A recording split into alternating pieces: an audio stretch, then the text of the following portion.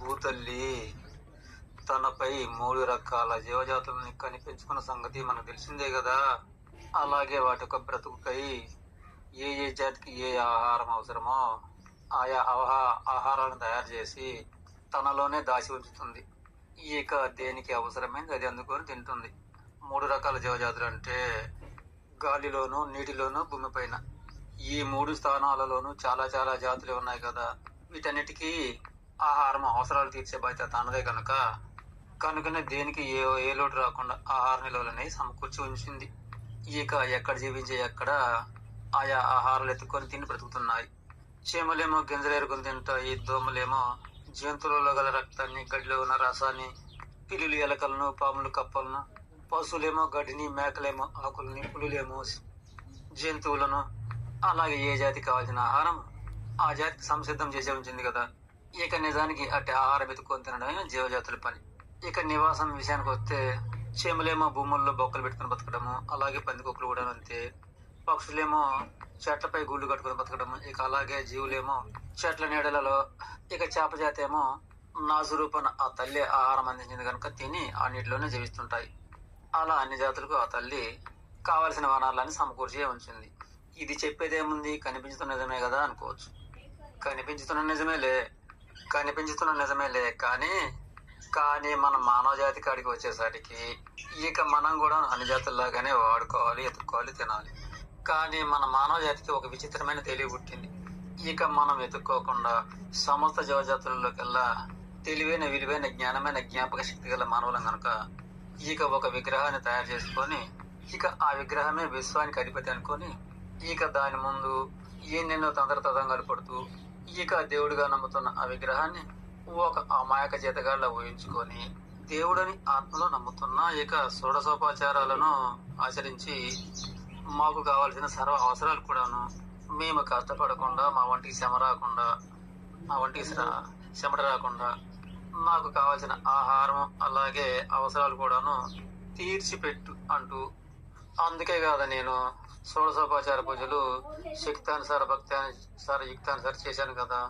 అన్నట్లు నాలో ఉన్నవి గొప్ప స్వార్థ లౌకిక తతంగాలని తనకు అర్థం కాలేదని ఇక నన్ను అమాయకంగా నమ్మి నాకు అవన్నీ కూడాను సమకూర్చి పెడతాడని, ఇవన్నీ కూడా నాకు సమకూర్చి పెడతాడు అనే ప్రయత్నంగా దీనిని బట్టి మన మానవ జాతి తెలియ ఎంతటి అమోఘము.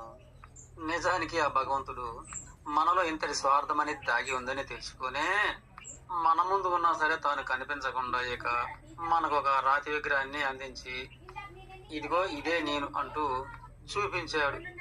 ఇక మనం ఏం చేస్తున్నాము, ఇక కథలని ఆ విగ్రహాన్ని పట్టుకొని ఇంకొక లౌకికలు చేసి నాకు బానిసలాగా, జీతగాళ్ళలాగా ఇటు సైకిల్ చెయ్యి అంటూ అని అప్పుడు ఇక మనము మన యొక్క నిజ స్వరూపాన్ని ఆ విధంగా చూపుతున్నాము. ఇంతటి జ్ఞానం అనేది ఒక మానవ జాతికి మాత్రమే ఉందని అని భగవంతుడికి ముందే తెలుసు. ఇటువంటి తెలివి మిగతా ఏ జాతికి కూడా లేదని కూడా తెలుసు. అందుకే అవి ఆ తల్లి మన కోసం ఆహార పదార్థాల నిలువలు ఎక్కడెక్కడ ఉన్నాయో, ఎక్కడెక్కడ ఉంచిందో వెతుక్కొని తింటున్నాయే తప్ప మనలాగా నువ్వే తెచ్చిపెట్టు అని అనడం లేదు. మన తెలివి ముందే తెలుసుకుని ఆ భగవంతుడు కదలని రూప విగ్రహాన్ని ఇచ్చిండు కాబట్టి సరిపోయింది తప్ప ఇక అమాయకంగా మనము చేస్తున్న ఆ షోడశోపచార తతంగాలను నమ్మి మన వద్దకు వస్తే ఇక మనము జీతగాడి కన్నా నీచంగానే కదా వాడుకునే ప్రయత్నం చేసేది. మనలో ఉన్న ఇంత కుటతత్వం అనేది ఇతర జీవజాతులకు కూడా తెలుసు. ఇది ఈనాటి తతంగమే కాదు, ఎన్నో తరాల నుంచి మానవుడు చేస్తున్న తతంగమే కదా. నిజానికి మన తతంగాలు నమ్మి తానే మనకు సహకరిస్తున్నాడా, లేక మనమే తనకు లౌకిక తతంగాలతో మాయ చేస్తున్నామా? నిజానికి మానవ జాతిలో ఇటువంటి లక్షణాలు ఉన్నాయని ఆ భగవంతుడు మన గుణాలను వెలికి తీయడం కోసమే ఇక విగ్రహాలే నేను అంటూ మన ఎత్తుకు పై ఎత్తుగా మనలో ఉన్న ఆ విధమైన నమ్మక ద్రోహాన్ని బయట తీయగలిగాడు. నిజానికి భౌతిక శరీరం లేకుండా మన వెంటే ఉన్నాడు. మనం ఆచరిస్తున్న ఈ సర్వ కళలను కూడా గమనిస్తూనే ఉన్నాడు. నిజానికి ఆ భగవంతుడు తోటి జీవులను మనకు మిత్రులుగా ఏనాడో పంపాడు. కానీ మనం ఏం చేస్తున్నాము, పశువులుగా పంపిన జీవులనేమో బండి గట్టి నాగలదుని ఆ విధంగా వాటిని ఉసురు పోసుకుంటున్నాం. అలాగే కుక్కల రూపాన తోటి జీవులు తోలితేనేమో మొత్తల కాడ కాపలా పెట్టుకుంటున్నాము. అలాగే మేకలలాగా తోలితేనేమో కోసుకొని కషాయ వాళ్ళలాగా తింటున్నాము. ఇవన్నీ తనకు తెలియదా? ఇక తాను కూడా వచ్చి మనకు జీతం చేస్తాడా?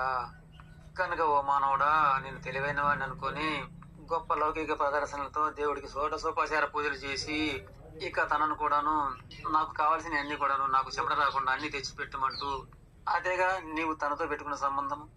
నిజానికి అది కథలని రాతి విగ్రహం కాబట్టి సరిపోయింది. దేవుడు అమాయకుడు కాడు.